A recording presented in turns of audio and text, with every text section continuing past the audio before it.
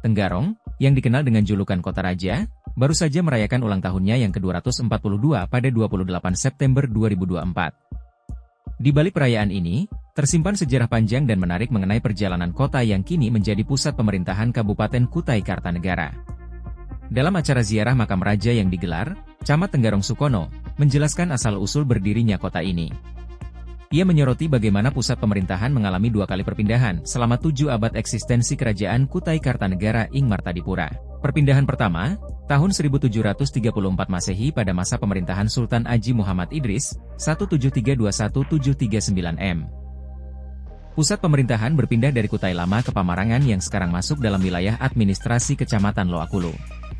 Kemudian, pada masa pemerintahan Aji Imbut gelar dari Sultan Muhammad Muslihuddin, 1780-1816 M, yang merupakan Raja Kutai Kartanegara ing Martadipura 15. Pusat pemerintahan kembali pindah dari Jembayan ke tepian Pandan, yang sekarang lebih dikenal dengan nama Tenggarong hingga masa pemerintahan Sultan Aji Muhammad Parikesit. Hal ini dikarenakan sejak pusat kerajaan di Kutai Lama hingga di Pemarangan sering terjadi gangguan keamanan dari pihak Lanun dan perompak Solok serta Filipina.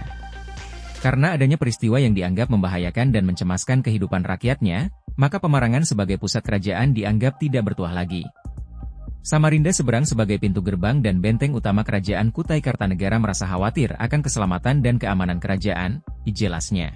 Maka para tokoh dan pemuka adat suku Bugis yang diprakarsai oleh Puak Adok Latojeng, Daeng Penggawa Mangkubumi di Pato Prabangsa, dan Pangeran Mas Jurit bermusyawarah dan mufakat untuk mengusulkan kepada Aji Imbut agar pusat pemerintahan kerajaan dipindahkan dari Pemarangan ke tempat lain, sambungnya.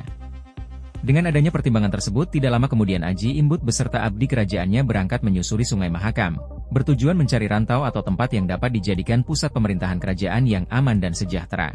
Sampailah di suatu rantauan Gresik yang terletak di antara Teluk Dalam dan sungai sebelah hulunya dan tepat berseberangan dengan sungai rantauan tepian Pandan, ujarnya.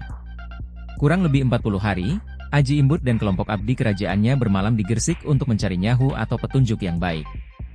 Hingga di suatu malam yang penuh berkah, turunlah petunjuk dari Yang Maha Kuasa melalui mimpi kepada sang raja agar mencari sebuah daerah dengan syarat carilah daerah atau rantauan yang berbau harum, dan di hadapannya ada 2 ekor naga yang sedang merebutkan sebuah kemala.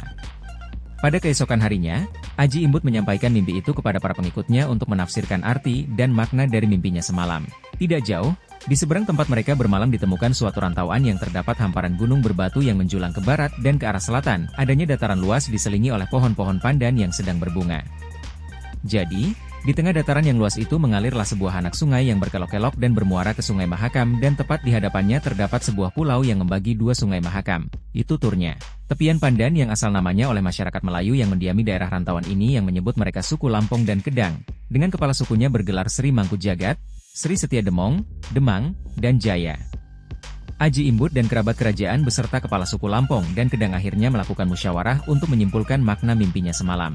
Setelah ditafsirkan, rantauan yang berbau harum adalah tepian Pandan, karena harum bunganya, dan 2 ekor naga yang merebutkan kemala adalah 2 anak sungai yang muaranya saling berhadapan dan di tengahnya terdapat sebuah pulau, tandasnya.